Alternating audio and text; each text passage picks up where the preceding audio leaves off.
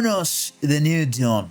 This is a first impressions video, so this is still very much my first 5 hours of the game. The game is, it's a solid horror game. It doesn't break any new ground, nor is it very, very bad either. For context, this is a game developed by Bloober Team. These are the guys who've made The Medium, Observer, Layers of Fear. So they've been in the horror game for a while. All of the experience that they've gotten from that have all conglomerated and now consolidated into Cronos: The New Dawn. It feels like if Dead Space and Resident Evil had sexual intercourse and they gave birth to a grotesque socialist child.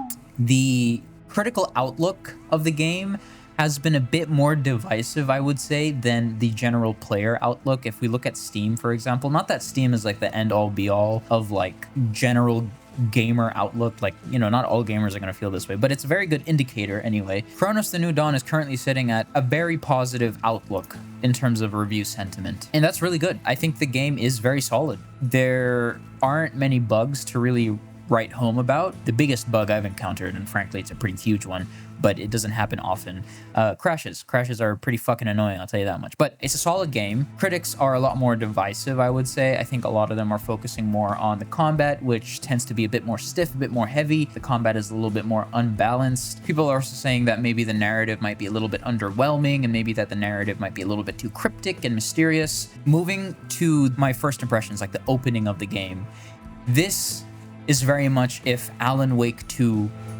meets dystopian sci-fi, at least for the opening, right? You can tell where this game got its inspirations from. A lot of Dead Space, a lot of Resident Evil, maybe a little bit of Scorn in there as well.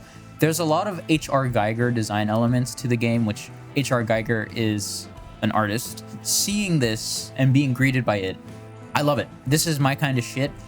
This is something that I'm very intrigued by, and I think it keeps me wanting more, right?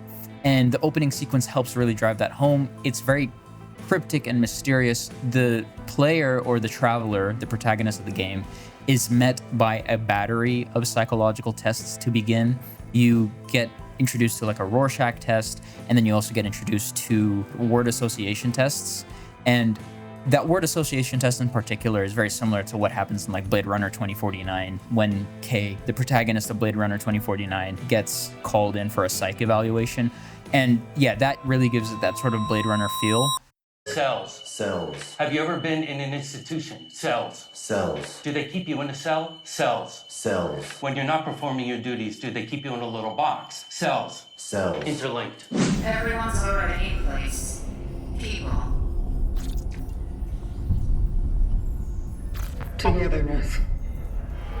Conflict will always be found in society. Conflict. Conflict. Eternity means... And the opening sequence, definitely, it focuses way more on atmosphere over action. There's almost no action in the beginning. The most that you get is like a little sort of jump scare experience, and that's pretty much par for the course for horror games at this point in time. And you get a little bit of that, but otherwise, a lot of it is building the atmosphere and making sure that the player is kind of immersed in what the world has to offer in Cronos: The New Dawn. And this is helped further with the presentation of the game. In terms of user interface, it's amazing. And by amazing, I mean it's super minimal. The user interface is there when it needs to be. Otherwise, for the vast majority of gameplay, there's no user interface. It's just you, the traveler, and Socialist Poland. And you guys can have sex. No, I'm kidding. That's weird. The minimalist UI really helps bring forward the other aspect, like the art, again, inspired by H.R. Giger and Socialist Poland. You can really take it all in. A lot of the brutalist architecture of that time, and you know, a lot of the brutalist architecture that exists today, all of that is in the game. It's a really well realized version of Socialist Poland, and I think the game does a fantastic job in translating that over into a dystopian sci-fi setting. The audio also helps sell the experience and presentation of the game. The audio is very eerie, it's very hollow, and all of this, you know, the audio, the visuals, the user interface, all of this combines to create a very strong, very positive first impression. One that has me, you know, wanting more every time I play the game. Moving on to the gameplay loop, I want to talk about first the combat, it's solid, but it's very flat. They nailed the basics, and that's fine, but it doesn't break any new ground. There aren't many new or really interesting mechanics that they add. They do have a burn system that allows you to burn the corpses of monsters that you've killed, because monsters who are alive, they can absorb the corpses of their dead brethren, and they can absorb it to get heals and to get stronger. So the burn system is there to like, you gotta watch out, because if you don't burn these corpses, the other ones are gonna come for you. And that's a nice little treat. Like if the combat is a solid but very plain vanilla ice cream, the burn mechanic is like a nice little fucking garnish of like a mint leaf on top. You know, it's like, it's fine. It's okay. Like it's a nice touch, right? One thing that I will say that kind of sucks: no dodge mechanic. I would have loved a dodge mechanic in the game, just because there are moments where you are getting bombarded by a bunch of monsters, and having a dodge mechanic would have been great. I mean, again, you can avoid the attacks of enemies, because once enemies get into an attack animation, they're locked into that position, and it's easy enough for you to sort of start sprinting the other way. But still, I think in those moments where you're getting bombarded by enemies, I think a dodge mechanic would have been nice. Also, I feel like in this day and age, dodge mechanics are pretty much par for the course, and not having one feels a little bit dated. Moving on from the combat, I want to talk about the exploration, which again is a part of that gameplay loop, and to me is probably one of the biggest strengths of the game. Much like BioShock, a lot of the lore in the game is told through audio logs and pieces of paper that you'll find around that help to illustrate what humanity was like before its fall in the game. To me, the setting alone is enough to warrant like some pretty good exploration. I love the brutalist architecture that they've realized in the game. I love the setting of Socialist Poland in this game. I love Socialist Poland is such a weird sentence to say. Like, let me just get it out there. I don't, you know, oppression is terrible, right? But like the setting of Socialist Poland is really cool, and the way they've combined it with a dystopian sci-fi setting is really, really nice, and it's something that I personally enjoy to kind of an unreasonable degree, maybe I would say, but it's really cool.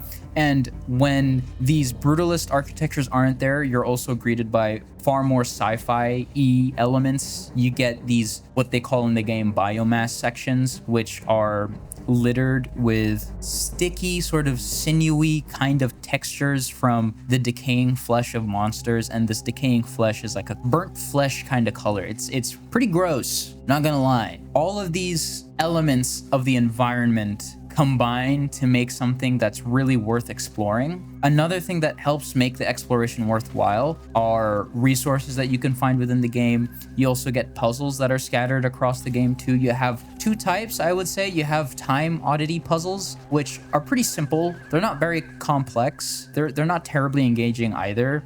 But time oddity puzzles essentially allow you to manipulate the environment around you. And again, they're pretty simple and they're not terribly rewarding. The more rewarding puzzles are like, if you listen to an audio log, maybe they'll give you a code, and that code is for something that you can find within the map that you're in, or like with the environment that you're in. You can also find keys scattered around, and these keys and codes, they allow you to get more resources. And these are pretty rewarding because combat can be pretty tough and resources are super scarce. Having these rewards as you explore, it's a good thing. It's something that rewards exploration, so that's really good. And there are also ways to further open up the map. The game keeps a steady drip feed of progression gates. Like later in the game, you can collect a pair of bolt cutters that allow you to open up doors that were previously chained up. And these open the map for more resources and things of that nature. Personally, I don't think the puzzles add too much to the experience, but they don't necessarily feel like padding. It's just a nice little extra thing. Like they add, but they don't add too much, right? And this also kind of plays into progression and difficulty. You know, first, the progression is slow. It's like a steady drip feed, like I said earlier about the progression gates. It is a steady drip feed of new equipment, new mechanics, new weapons, things of that nature. For example, I'm almost 5 hours into the game and I'm still getting introduced to new mechanics, which I think is a good thing because the difficulty is challenging, which I think is a good thing. But I'll also say the difficulty tends to fluctuate kind of often. There are moments in the game that are a little bit less tense in terms of combat. It's just the occasional enemy, and then all of a sudden you get a random section in the game which hits you with like 4 big dudes coming at you. Okay. Don't say that again. You're gonna get a bunch of monsters randomly around you, and they're gonna try to attack you, and it's a spike in difficulty.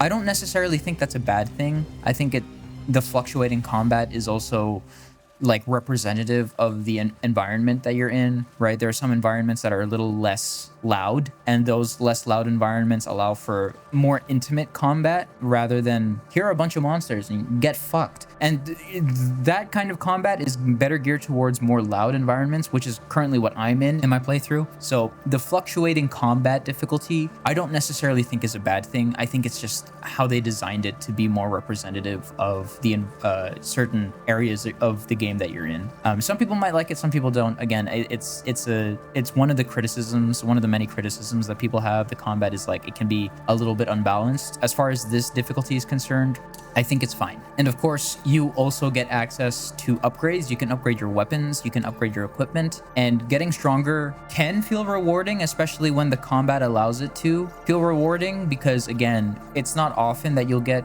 bombarded by enemies, but I suppose when you do, those equipment upgrades will come in very handy, and I have had those moments, and they do feel quite rewarding, I will say. But moving on to the story and the world of the game, I think I've said it before, but the premise and sort of the basis and the foundation of the game is very cryptic and mysterious. Some of it is a little bit difficult to understand immediately, but it works in my head. It keeps me wanting more. When you get introduced to new characters and when you find those audio logs, you get to sort of piece together the lore, and that's probably my favorite puzzle of the game, is the narrative puzzle. And I think it's really cool. Some of the concepts that you're introduced to in the game are the collective, which is a governing body that dictates how the travelers and the wardens operate, and the wardens are another concept, or like another subsection of like people like the travelers. So I think like there's a lot that the game has in store in terms of narrative. Personally, it keeps me wanting to stay engaged, because like there's seemingly a lot more to the world of Cronos than in what's initially introduced to the player. Riding on like the cryptic and mysteriousness of the world of the game, the atmosphere in general just feels very dark, oppressive, and eerie. As per Socialist Poland is concerned, that's pretty much spot on. The dystopian sci-fi nature of it all helps to really elevate a lot of the dark, oppressive, and eerie feelings. And of course, so again, Socialist Poland having that as the main setting also really helps elevate those dark and oppressive tones. A lot of these things are very effective. The visual identity of Cronos is relatively unique, I would say. I don't think I've played many games that have the same visual identity, or let alone pop, of Cronos. Moving on from the atmosphere, we also have the characters. Again, as I've said before, the Warden is a character that you get introduced to later in the game, and the Warden to me is the most memorable character thus far. We have been introduced to human characters like Edvard, and Angela. They are interesting, but they're not memorable. Definitely not nearly as memorable as the Warden. I like the Warden. He's a nice little guy. I feel like he's very kind. I like the guy. I'd have a beer with him for sure. I think he's cool. But for these characters, their voice acting in general is good, but you'll get most of your mileage for voice acting from the audio logs themselves. Moving on from the story and the world of Cronos: The New Dawn, we have the technical side of things. Now, this is where it, for me, gets a little bit more solid to talk about. The first thing I want to talk about is performance. This is where it's mixed. The performance of the game is not great. It's a very GPU limited game. The chances of you running the game extremely well really depends. One thing I will say, if you're running on anything that's considered low or mid-spec, just disable hardware Lumen. This game runs on Unreal Engine 5, and it has the option for hardware Lumen, or hardware ray tracing as it's called in the game. Hardware Lumen tanks performance to an unreasonable degree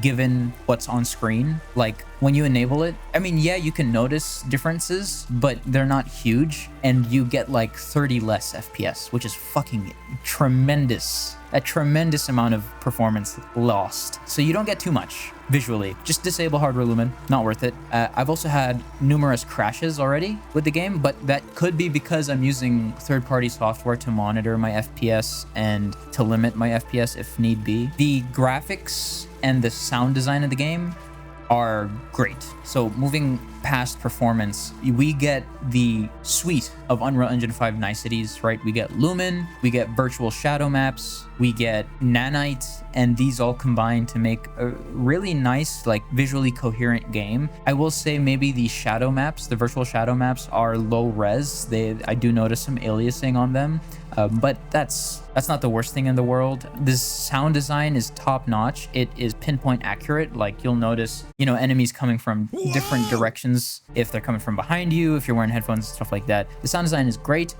The sound design helps sell the atmosphere, right? When you're in a different environment that maybe has a sandstorm going on, the sound design will emulate, the howling winds and things of that nature. And when you get into combat sequences, the guns feel punchy, monsters sound terrifying and grotesque. Overall, the audio-visual presentation of the game is fantastic, although, again, performance is a bit of a mixed bag, right? Outside of performance woes and the crashes, I have not noticed other bugs, which bodes well for how polished the game is. Of course, you have the big dents, which are the performance woes and the crashes, but outside of that, I haven't noticed any other bugs. So there is a level of polish here that is commendable, I would say. This all brings me to my summary and kind of verdict of Cronos: The New Dawn so far. Again, this is my first impressions video. This is very much early days as far as my final thoughts on the game is concerned. I would recommend this game to people who enjoyed Alan Wake 2, who like Dead Space, Resident Evil, and people who like other cryptic sci-fi stories. If you like H.R. Geiger's art and that kind of art design in general, this game is for you. I think this is something that will tickle you in the right way. To me, the biggest strengths of the game have been the story, the setting, and the visuals. Having those Unreal Engine 5 niceties are huge. They really help sell the visual presentation of the game. The story is tantalizingly cryptic and mysterious. I really enjoy it. The setting is beautifully realized, and it helps elevate a lot of the other elements of the game. The biggest weaknesses, on the other hand, of course, are performance. Disable hardware Lumen, I don't think it's worth it at all. The combat is very simple. I wouldn't necessarily call this like a big weakness. I feel like that's kind of strong, but it is on the weaker side of things that the game has to offer. The combat is very simple. It's basic, but it's also not bad. And of course, the puzzles to me are a little lackluster. They're not the most engaging thing in the world. This one is more of a disappointment to me than the combat. I would have liked more engaging puzzles from the game, that's for sure. As far as my verdict for now is concerned, I do recommend the game. It is a very, very solid game. The devs had a vision. They realized it well, and while it may not be for everyone, it is a solid game. Let me know what you guys think of the game down in the comments below. If you have a favorite part of the game so far, maybe if you also like Socialist Poland, let me know down in the comments below. Yes, socialism, very good. If you have your own thoughts on the game that you might want to share, let me know down in the comments below. Otherwise, that's going to be it for the video. If you want to see more stuff like this, feel free to subscribe. I'll be posting more of my thoughts on Cronos. I'll also be posting more gaming content in general, and of course, I'll also be posting more anime content as well. That's it for the video. Y'all take care. Have a good one. See ya.